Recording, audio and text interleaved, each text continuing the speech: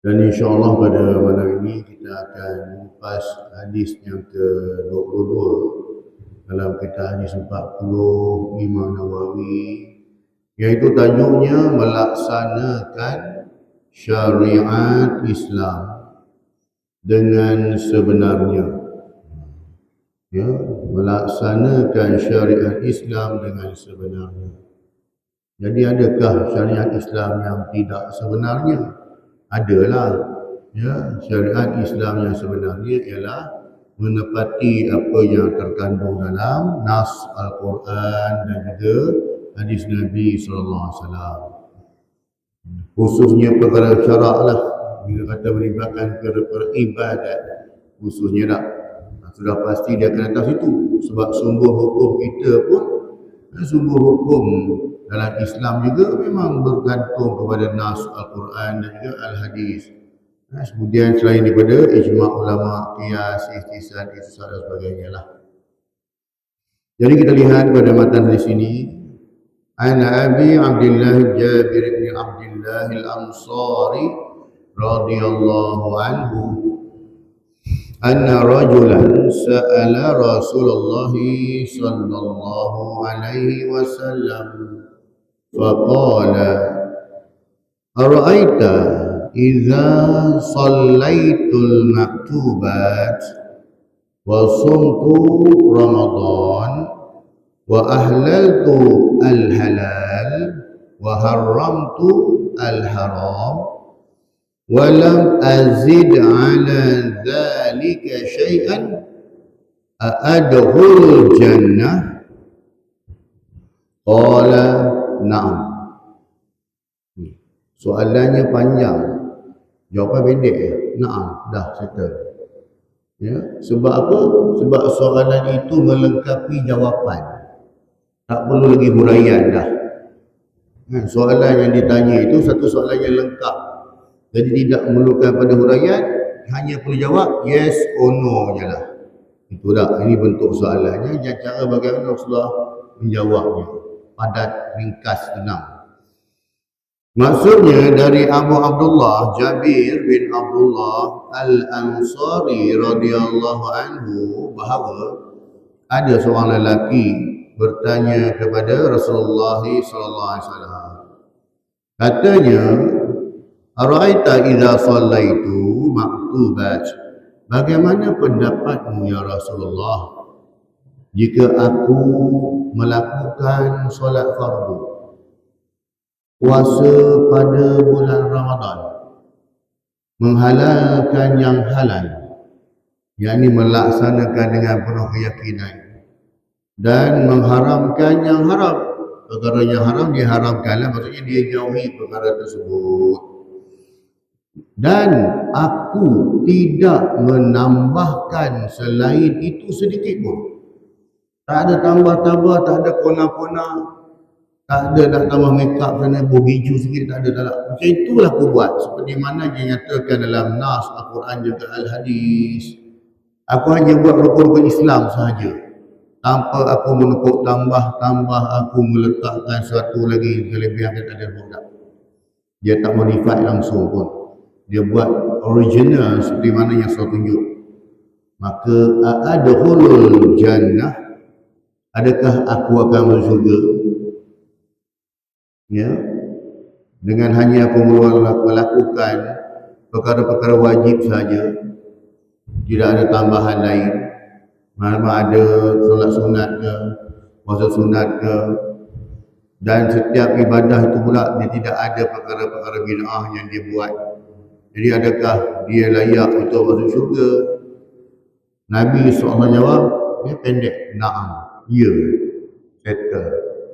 Nah, itu saya kata tadi, kenapa soalan ini satu soalan yang lengkap? Sebab dia dah terang dah. Dia tak cakap aku hanya juga solat saja, tak ada sebut. Dan aku jaga solat aku jaga puasa aku, dan aku haramkan yang haram, dan yang halal tu aku halalkan. Maksudnya yang haram dia tinggalkan, yang halal tu dia buat. Maksudnya, dan dia tidak menambah apa-apa pun sikit dalam perkara ibadat ini.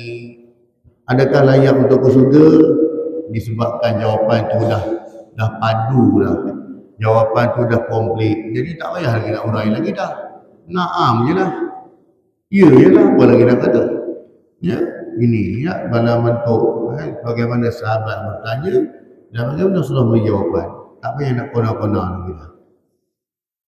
Penjelasan daripada hadis ini, sahabat yang bertanya kepada Rasulullah ini bernama Nu'man bin Auf Al-Abul Amr bin Salah, mengatakan bahawa secara zahir yang dimaksud dengan perkataan aku mengharamkan yang haram merangkumi dua perkara, iaitu meyakini bahawa sesuatu itu benar-benar haram, ya, seperti arak, judi, ya, daging khinzir, makan rasuah, mencuri, semua ni haram.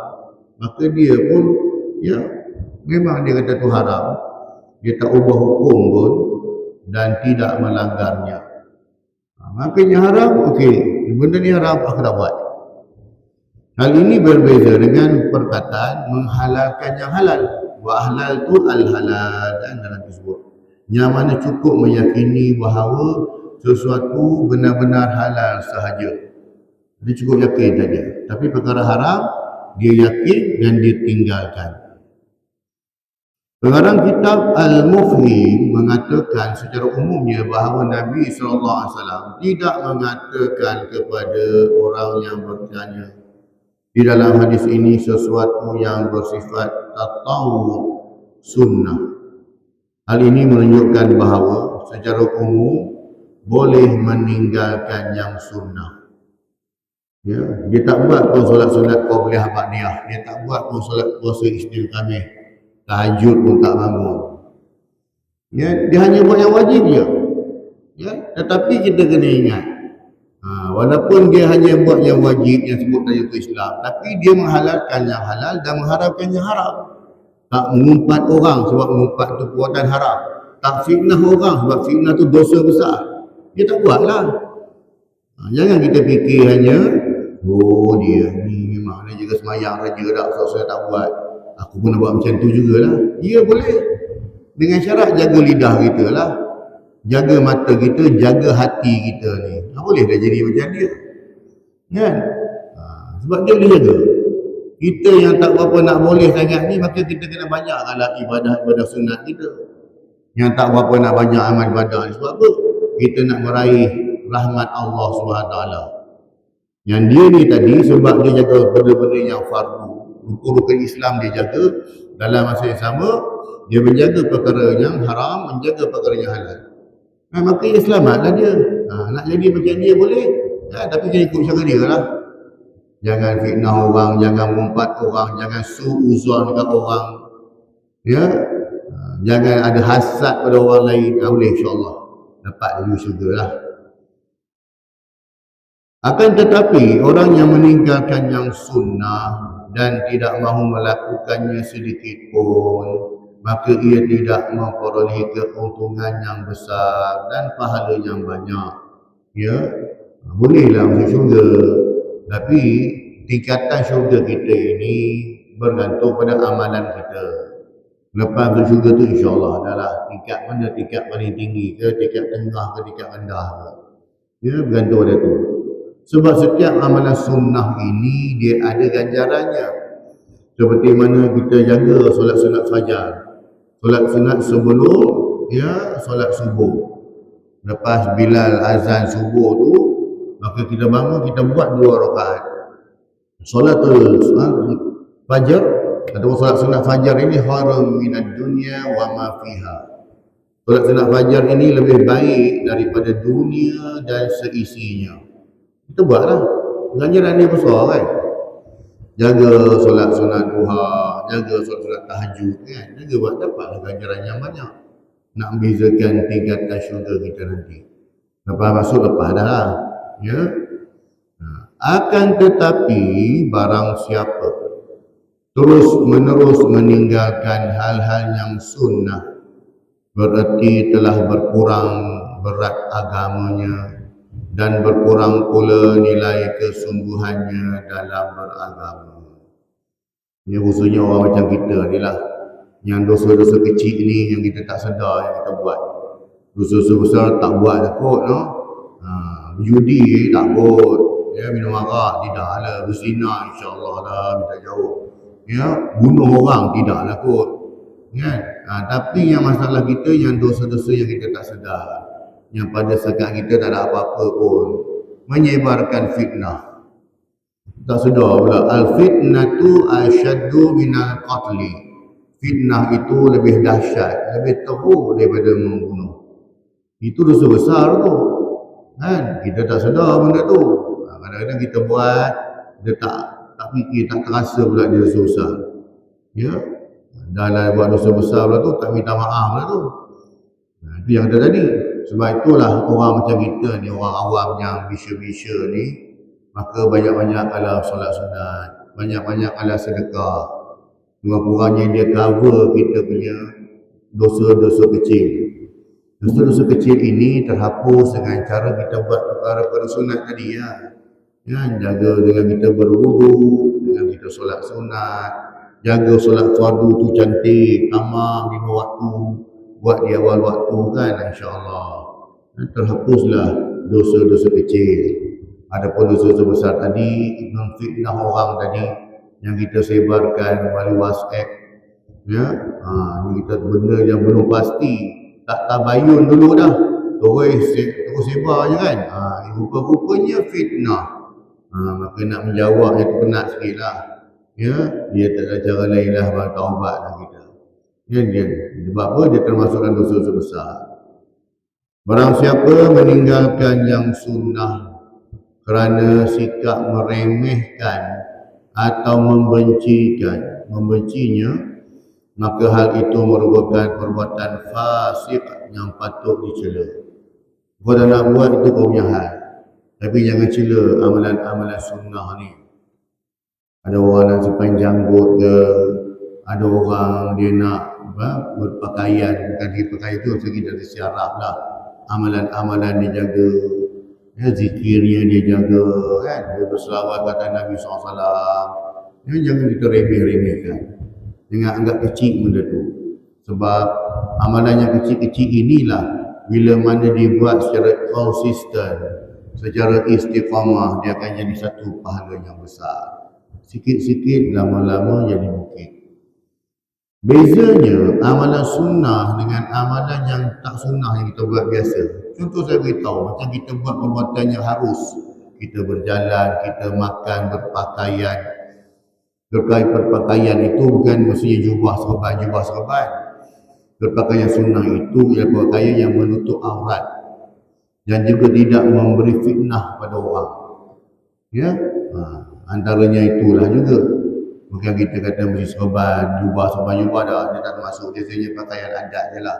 Tapi tak ada masalah nak pakai. Kan? Terhad. Cumanya pakaian kita menutup aurat. Kalau wanitanya itu tudungnya labuh, pakaian yang longgar, ya, dia menepatilah. Para ulama kita berpendapat bila penduduk sesuatu negeri bersepakat meninggalkan yang sunnah, maka mereka itu boleh diperangi sampai mereka sedar. Ya, ini pandangan ulama. Ya, kalau ditinggalkan perkara-perkara yang dianggap remeh sunnah juga, makanya dia anggap remeh satu hal, dia mencela pula tu, dia menghina pula, boleh diperangi lah. Hal ini kerana pada masa sahabat dan sesudahnya lah, pada zaman sahabat radhiyallahu anhu dan juga zaman tabi'in, mereka sangat tekun melakukan perbuatan-perbuatan sunnah dan perbuatan-perbuatan yang dipandang utama untuk menyempurnakan perbuatan-perbuatan wajib. Kerana perkara-perkara sunnah yang kita buat itu, dia melengkapi perkara-perkara yang wajib. Dalam solat fardu kita ni, kemungkinannya adalah kekurangan walaupun kita duduk dalam solat berjemaah ni, atau sebab kita ni hayal ke, atau sebab hati kita tak khusyuk ke, maka kita tampungi kekurangan itu dengan kita tunaikan solat sunat. Buatlah solat sunat, qobliyah, ba'diyah, jaga. Terutamanya dalam solat subuh tu khususnya memang titik beratkan. Sebab tu kita kena ramaikan subuh, ramai-ramai datang ke masjid nak dapatkan ganjaran tu. Khairun minad dunya wa ma fiha tadi. Solat-solat fajar lebih baik daripada dunia dan seisinya. Ya. Makanya atas dasar itulah bila mana solat sunat ini dia menampung kekurangan yang ada pada ibadah-ibadah yang wajib, makanya sempurnalah ibadah kita tu. Ya, bukan kita hanya bergantung pada yang wajib. Jadi sahabat yang bertanya tu tadi, mungkin dia dapat menjagalah dari solat fardunya itu dia khusyuk, ya, dari solat benda-benda lain dia buat semuanya baik. Ya, sebab apa dia tinggalkan hatinya pun bersih, dia tinggalkan perkara-perkara yang mazmumah, sifat-sifat mazmumah ni tak banyak masukkan dalam hati dia, sifat-sifat mahmudah, sifat-sifat yang terpuji. Jadinya, ya, para sahabat tadi, mereka sangat tekun melakukan perbuatan-perbuatan sunnah dan perbuatan-perbuatan yang dipandang utama untuk menyempurnakan perbuatan-perbuatan wajib. Mereka tidak membezakan antara yang sunnah dan yang fiqh dalam memperbanyakkan pahala. Para imam ahli fiqh juga menjelaskan perbezaan antara sunnah dan wajib hanya untuk menjelaskan konsekuensi hukum antara yang sunnah dan yang wajib jika hal itu ditinggalkan. Walaupun perkara itu perkara yang wajib seperti solatnya fardu dah, itu tak boleh tinggal lah. Itu semua orang lah. Kan? Faridatun ala kulli muslim lah. Setiap orang yang muslim yang mukallaf, maka wajib bagi dia. Cumanya bila kita sebut tadi, antara kita nak mendidik hati kita ni untuk menjadi hamba Allah yang bertakwa. Takat nak jaga benda fardu tak ada hal lah. Tapi nak didik hati kita ni bukan cantik sangat pun. Kan? Sebab hati kita ni banyak dicemari dengan sifat-sifat mazmumah. Terutamanya su'uzon, buruk sangka. Terutamanya hasad. Orang tahu ni hasad dengki. Padahal kawan tu tak usik kita pun. Tapi sebab dia ada kelebihan lebih pada kita, kita punya hati ni ada perasaan iri hati dari orang. Jadi nak bersihkan benda-benda macam ni lah. Itu dengan cara kita banyakkan amalan sunat. Banyakkan berzikir. Untuk bersihkan hati ni, zikir yang terbaik kita istighfar. Beristighfar. Sebab dia datang dari hati. Sebab itunya kenapa fitnah ini dia boleh tersebar. Kenapa fitnah ini dia boleh muncul, dia boleh terzahir. Sebab dia berpunca dari hati yang sakit. Sifat su'uzon tu. Kalau su'uzon itu lahir dari hati kita tanpa kita zahirkan dia pun, tanpa kita cerita pada orang, tanpa kita pun, makin dia terpendam dalam hati kita. Enggak, dia mula jadi fitnah lagi. Bila kita fikir-fikir balik, ya Allah, aku ni sangka buruk pula kat dia. Kan, takut-takut fitnah kan, astagfirullahalazim. Kan?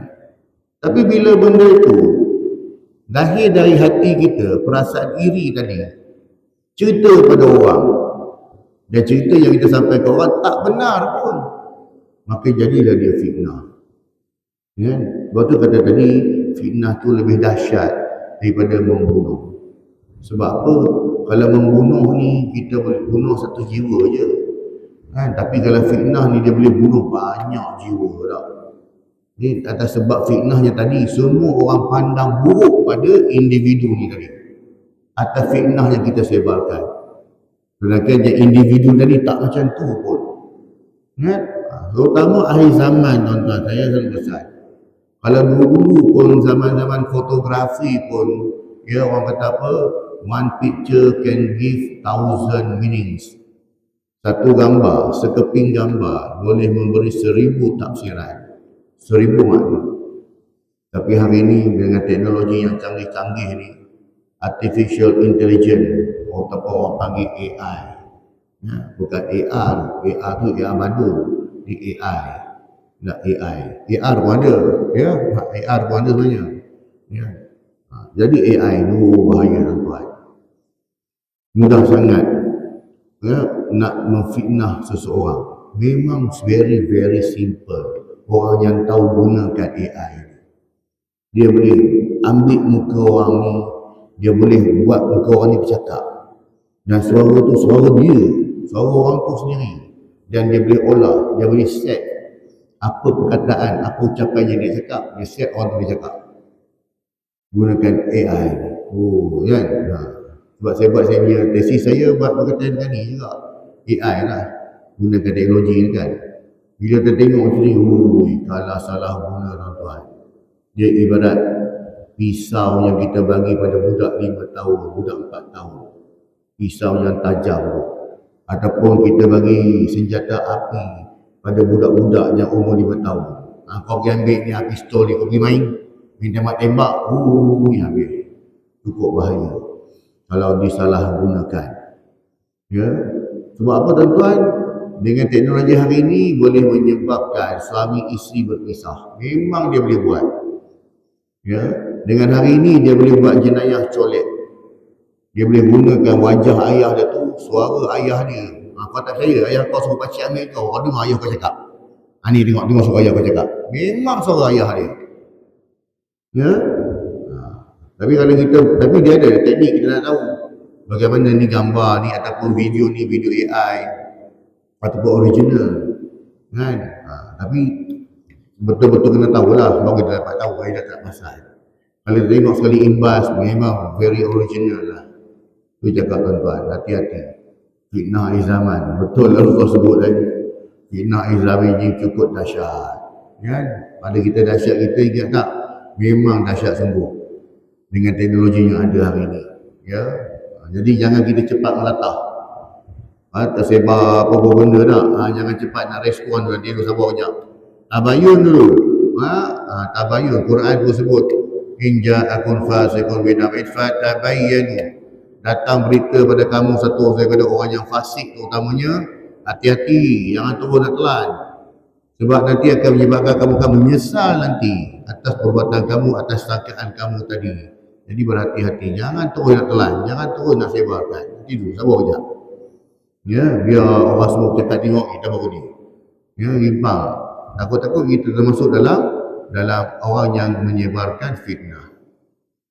Itu sebut tadi, ya, Rasulullah SAW tidak menjelaskan perbezaan sunnah dan wajib adalah untuk memudahkan dan melapangkan. Kerana kaum muslimin masih baharu dengan Islamnya, sehingga dibimbangkan membuat mereka lari dari Islam. Ya, soalan yang ditanya tadi pun oleh seorang sahabat, kemungkinannya dia baru masuk Islam. Maka dia kata, ya Rasulullah, aku hanya buat benda wajib je. Ya, boleh tak aku juga? Boleh, kata Rasulullah. Ya, Rasulullah tak bebankan dia pun. Kau nak masuk syurga nanti jaga puasa sunat Islam kami, kena buat tu. Nanti puasa-puasa sunat Muharram, hari Arafah kena buat. Rasulullah tak nak menambah beban. Cukup jaga yang wajib dulu. Sebab ketika itu Islam pun masih lagi baru berkembang. Rasulullah 10 tahun je di Madinah. 10 tahun di Madinah adalah tempoh yang singkat. Jadinya tak boleh nak tekan semua lagi. Contoh kita tengok itu dalam sirah tentang solat sunat tarawih kan. Kenapa Rasulullah tak buat terus? Bukan pasal Rasulullah nak buat. Rasulullah bimbang, takut hukumnya diwajib. Sebab tu bila mana Sayyidina Umar, dia buat solat tarawih ni, hidupkan semula solat tarawih di masjid-masjid.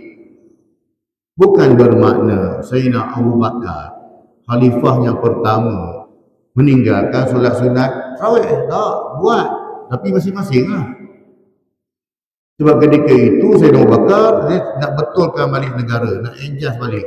Maka dia tumpu yang besar-besar dulu. Jadi bila dapat pada Sayyidina Umar, keadaan dah okey sikit, makanya Sayyidina Umar buatlah. Bukan dia katakan dalam Sayyidina Abu Bakar tak ada langsung satu buat. Mereka buat, tapi buat masing-masing. Apa bukti dia? Ketika Sayyidina Umar, kan dalam bulan Ramadan, dia masuk ke masjid, dia tengok lepas Isyak, pakai mayang masing-masing. Maka dia kata, alangkah baiknya kalau kita dapat buat sekali salat jemaah. Sebab Rasulullah pernah buat jemaah, salat tarawih. Rasulullah pernah buat jemaah kan. Makanya itulah perkara yang baik yang dibuat. dikumpulkan balik, dihidupkan balik. Dan Alhamdulillah sampai ke hari inilah solat jemaah atau buat solat-solat tarawih itu dihidupkan secara berjemaah. Boleh ke buat seorang-seorang? Boleh lah. Dia tak ada yang kita sibuk bekerja, ikut shift. Pukul 10 baru habis kerja, pukul 11 baru habis kerja. Mana ada tarawih lagi dah? Kalau dekat Masjidil Haram ada lagi dah. Ataupun masjid yang buat satu juzuk ada kot, tapi kalau satu juzuk pun sampai pukul 10 je lah. 9.30 dah siap dah tu. Tak? Jadinya kalau ni balik shift malam, bolehlah buat. Nak buat apa? Ikut rajin lah. Kalau rasa penat je, minimum ni buatlah 8, 8 kan, buatlah. Jangan lupa witir terawih dengan tu. Kalau witir jangan lupa buat. Biasakan je kita buat. Ya. Padahal kenapa? Sebab tolak tarawih tu tak jumpa lah dalam bulan lain, dalam bulan Ramadan. Kenapa tak jumpa? Sebab dalam bulan Ramadan amalan kita ni dilipat gandakan lebih banyak berbanding dengan bulan-bulan biasa. Itu sebabnya. Ini yang Rasulullah beritahu kepada kita. Ketika telah diketahui, ya, ketika itu yang Rasulullah beritahu tadi sebab Islam baru bermula. Jadi Rasulullah tak nak bebankan, tekankan dengan perkara-perkara yang sunat begini. Ketika telah diketahui kemantapannya imannya ya, di dalam Islam dan kerelaan hatinya berpegang kepada agama ini, barulah Nabi SAW menggalakkan perbuatan sunnah. Bila dah steady, dah okey, ya, umat Islam pun dah faham, ya, masing-masing dah stabil, orang tu dah boleh buat, dah faham dah, makanya walaupun ada yang masuk Islam, tetapi ia boleh difahamkan oleh sahabat-sahabat lain yang dah lama masuk Islam. Jadinya mudahlah. Maka ketika itu saya tekanlah perkara-perkara yang sunnah. Demikian juga dengan urusan yang lain. Atau dimaksudkan agar orang tidak beranggapan bahawa amalan tambahan dan amalan utama keduanya merupakan hal yang wajib, sehingga jika meninggalkan konsekuensinya sama. Betul kalau kepada sunat ni tuan-tuan, janganlah kita wajibkan. Ya, dulu ada seorang ceramah selebriti tu dalam forum perdana, tak adalah saya pun. Ya, dia kata dia cadangkan pada ketua jabatan ni supaya apa? Kita wajibkan solat sunat duha untuk pegawai-pegawai. Kita yang tengok ni perempuan ni agak-agak lah sikit. Dia orang masuk kerja pukul 8. Kalau pukul 10 pakai sibuk bayar duha, bagaimana orang jaga kaunter, bagaimana urusan dengan orang? Itu solat ifradi je, ada masa buat. Yang utama tu kerja tu. Itu kita punya main job kita, kerja utama kita kan. Tapi sambil-sambil duduk jaga buat kerja dan baca Quran tak ada masalah. Sambil-sambil tengok keadaan lengah, lampu 10 lebih ada orang datang nak minum nak. Okey, bayar solat tu lah, tak ada hal. Tapi bila nak diwajibkan tu benda yang tak kena lah. Cukup benda yang dah wajib dah ada cukup supaya orang tak rasa beban. Sebab kita bukan bercakap dengan guru-guru ulama semua ni. Kan? Banyak yang kata yang baru, orang yang mana iman pun tak kuat mana. Jadi jangan letakkan begini. Ya. Kalau nak buat di madrasah pondok tahfiz okey, sebab memang ada sebahagian didikan jiwa mereka lah, tak ada hal. Tapi bila dia katakan di sekolah-sekolah kata tak kena lah tu. Ya, sebab perkara lebih utama pekerjaannya itu. Tengok pada bidang apa dia buat. Kalau dia berkaitan dengan customer service katakan, memang dia kena jagalah. Sebab sentiasa berurusan dengan orang kan. Jadi kita pun kena tahulah yang mana keutamaan. Sebab tu almarhum Dr. Yusuf Al-Qaradawi dia buat buku Fiqh Al-Awlawiyat kan. Fiqh keutamaan. Antara sembahyang duha dengan pekerjaan kita, mana lebih utama? Ketika itu pekerjaan kita lagi utama berbanding dengan solat duha. Tapi kalau macam cuti sekolahnya duduk kat rumah, buatlah solat duha. Ya, ketika itu nak buatlah, tak ada masalah. Jadi gitu ada, kena tengok yang mana lebih utama. Ya. Sebagaimana yang diriwayatkan pada hadis lain bahawa ada seorang sahabat bertanya kepada Nabi SAW tentang solat. Kemudian Nabi memberitahu bahawa solat itu 5 waktu. Ya, 5 waktu. Jadinya pegang yang asas dulu. Untuk orang yang mula-mula nak berjinak, nak balik pada agama ni, ya, bukan orang yang hanya bawa masuk Islam saja dah. Tekankan dulu yang solat fardu 5 waktu. Sebab tu sebagai ibu bapa memang kena tekankan pada anak-anak. Rasulullah pun dah anjurkan, ya, didiklah anakmu solat ketika berusia 7 tahun. 7 tahun tu dah kena didik dah tu. Jangan kita wajibkan lagi dah. 10 tahun kena dia bagi dia biasa dah. Kalau dia tak semayang, boleh khotan lah, kena khotan. Khotan pun sebab nak menakutkan dia saja. Ya, makanya itu cara dia, adab dia. Sebab apa? Bagi dia biasa. Tapi kalau daripada kecil lagi, tidak didedahkan dengan solat fardu 5 waktu. Mak ayah pun solat menyorok-menyorok sebab takut anak panjat belakang. Jadi menyorok lah. Ayah menyorok mayang kat bilik ni, mak mayang kat bilik sini. Anak pun tak tengok mak ayah semayang. Macam mana dia nak tiru? Sedangkan anak-anak yang kecil-kecil ni dia belajar melalui dia melihat. Dia belajar. Itu cara dia belajar. Kenapa budak-budak kecil 4 tahun, 3 tahun dia boleh hafal surah 3 kul? Kan? Bukan dia baca tak. Tapi dengan cara dia mendengar. Mak dia ajar, ayah dia ajar. Setiap hari baca 3 kul. Bagaimana budak 3 tahun boleh baca suratul Fatihah? Bukan dia boleh baca. Dengan cara dia mendengar. Apa dia kata tadi? Sebab tu dalam kaedah inilah didik dia terus semayang. Dia melihat, dia tengok kita baca. Jadi dia faham. Kan? Jangan biarlah nak panjat-panjat pun. Sebab Rasulullah sendiri pun dia berita solat pun, Sayyidina Hasan dan Husain panjat belakang Rasulullah. Nabi semayang tu. Kan? Pun cucu dia panjat belakang. Sampai Rasulullah sujud lama kan. Sebab apa? Takut kalau Rasulullah angkat, jatuh. Duduk sampai dia orang dah beredar, dah boring dah duduk belakang Rasulullah. Dia rasa jemu kot, dia turun sendiri, dia pergi. Baru Rasulullah bangun. Itu didikan. Ya, didikan. Janganlah kita rasa malu-malu. Tengah-tengah baca Quran, cucu mari kacau pula, aku nak baca. Siapa? Biar dia kacau. Mari baca sekali. Sebab tu pendedahan. Benda yang baik-baik tunjuk. Benda yang jahat-jahat, benda tak ubah nak baik. Nak merokok, pergilah lari belakang rumah ke, duduk dalam jambai ke, sukalah macam mana pun, jangan tunjuk contoh yang tak baik. Yang baik-baik tunjuk contoh, bagi dia ikut. Ini didikan pada kecil lagi ni. Ni lah. Sebab tu lah. Orang lelaki, sahabat bertanya pada Nabi SAW tentang solat. Kemudian Nabi SAW memberitahu bahawa solat itu 5 waktu. Ya, bermulanya zuhur pada subuhnya fajar, zuhur, asar, maghrib dan juga isyak. Lalu orang itu bertanya, apakah ada kewajipan bagiku selain itu? Baginda menjawab, tidak. Kecuali engkau melakukan solat yang lain dengan kemahuan sendiri. Tengok bagaimana Rasulullah didik sahabat nak jinak-jinak dengan agama ni. Kau yang first sekali jaga solat 5 waktu. Sebab Ramadan belum datang. Kefarduan haji belum ada. Zakat pun boleh kena lagi kau, tak ada masalah. Jaga yang ni sebab solat fardu 5 waktu ni selepas kau ucap kalimah syahadatain tadi, maka inilah kewajipan yang mesti dibuat sehari semalam. Solat fardu 5 waktu. Dia tak ada wakil-wakil.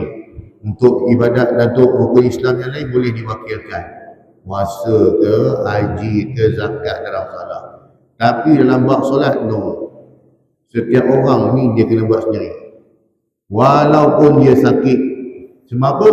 Sebab dalam solat ini beritu banyak rukhsah, keringanan yang diberikan. Orang sakit baring, buat cara baring. Sakit tak boleh nak berdiri, duduk, buat cara duduk.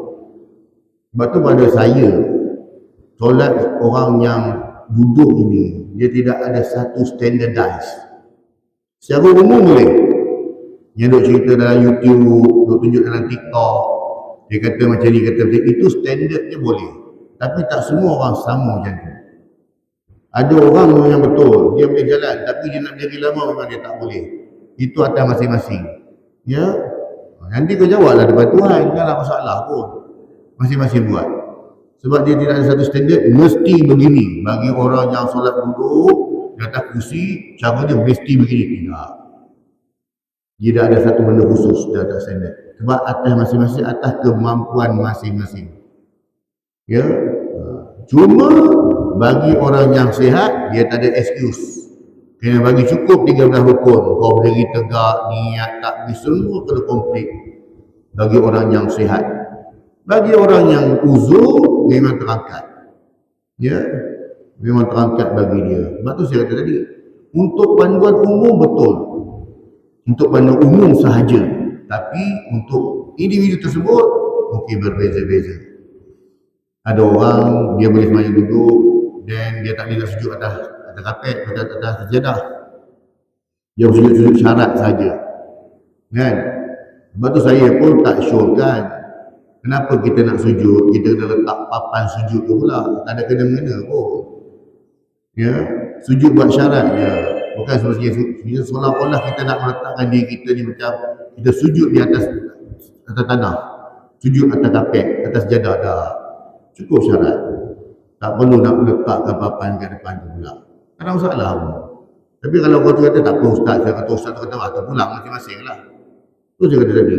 Selain daripada orang yang sihat, dia kena ikut exactly seperti mana yang ditunjukkan bagaimana cara kita solat. Adapun dia uzur, diberi keringanan kepada dia ikut pada kesesuaian diri dia. Namun sekiranya dia mampu untuk mengikut arahan yang standard tadi, dia boleh ikut, silakan. Tak boleh ikut, buatlah sekadar batuk. Sebab apa? Sebab kalau dah tak boleh nak duduk pun boleh berbaring. Kan? Tak boleh baring, boleh terlentang, boleh mengiring, boleh semayang dengan hati, boleh semayang dengan mata. Tak boleh juga, baik mati lah kau lagi senang. Susah. Benda yang ringan macam ni punya rusak pun kau tak boleh nak buat juga. Macam tu sekali Allah Ta'ala beri keringanan. Orang buasir, cara buasir lah. Takkan orang buasir nak cara semayang orang yang sihat. Kan? Carilah waktu yang mana ringan, yang mana kurang keluar. Ya, darah ke najis tu tentu. Tiga-tiga itu. Pampers ada kan, boleh pakai. Jadi dia tak ada benda yang standard tuan-tuan. Yang pentingnya ialah Allah Ta'ala tahu keadaan diri kita ni. Dan Allah Ta'ala la yukallifullahu nafsan illa wus'aha. Allah Ta'ala tidak membebankan hamba-hambanya. Kan? Bagi orang mungkin dia cakap, tak boleh ni, kena semayang elok. Sebab engkau tak kena macam dia. Tidak berada di tempat dia. Setiap orang sakitnya berbeza. Kan? Imam Syafi'i sendiri ketika akhir-akhir hidup beliau pun kena penyakit buasir ni kan. Kena sakit juga. Ya. Jadi itulah kata tadi. Makanya ikutlah kemampuan kadang. Yang penting jangan tinggalkan kefarduan solat. Itu yang penting. Sebab apa? Sebab Nabi pun tidak meninggalkan solat. Orang-orang soleh pun tidak meninggalkan solat mereka. Walaupun di akhir hayat mereka. Ya, maka kita kena buat yang tu. Dalam apa keadaan pun. Semuanya, saya kata tadi tak. Kalau kita boleh ikut yang standard, silakan. Tak mampu, maka kita buatlah sekadar apa yang kita mampu. Ya, sebab tu yang boleh yang ada yang jamak solat. Antaranya untuk orang yang sakit. Walaupun dia tidak bermusafir, tapi dibenarkan dia untuk jamak solat. Lepas tu kadang-kadang saya syorkan bagi orang yang sakit di hospital, kita pergi ziarah saudara-saudara kita ke hospital yang terbaring, ataupun dia nak susah nak bangun, nak pergi surau punya lah jauh, nak makanya anjurkan dia nak boleh banyak jamak je lah. Buatlah. Kan? Kadang-kadang kaki berbalut, nak uruskan diri pun tak boleh, nak ambil wuduk kena panggil nurse pula datang minta tolong kan. Jadi buatlah jamak. Ikut pada dia. Tapi kalau dia mampu untuk menjaga setiap waktu tu, ya, 5 waktu dia mampu buat untuk dalam waktunya, silakan. Ya, tak ada masalah. Ini bagi yang tak mampu. Sebab itulah fiqh ini dia luas. Dia banyak membahaskan tentang apa? Tentang diri kita. Itulah fiqh. Sebab tu hukum kita ni ada tak sama dengan orang lain. Kenapa fiqh dalam negara kita berbeza dengan negara lain? Sebab keadaan. Bukan saja faktor persekitaran, adat dan juga sebagainya lah yang mempengaruhi. Baginda menjawab, lalu orang tu bertanya, apakah ada kewajipan bagi kursiain itu? Baginda menjawab, tidak, kecuali engkau melakukan solat yang lain dengan kemahuan sendirilah. Maksudnya kalau ada ibadah sunat dia buatlah. Orang itu kemudian bertanya tentang puasa, haji dan beberapa hukum lain. Lalu baginda jawab semuanya. Kemudian di akhir perbicaraan orang itu berkata, Wallahi, demi Allah, aku tidak akan menambah atau mengurangi sedikit pun dari semua itu.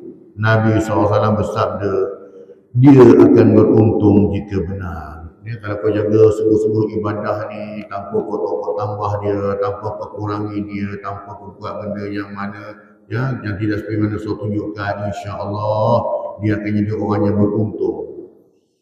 Jika dia berpegang dengan apa yang telah diperintahkan kepadanya, nescaya dia masuk surga.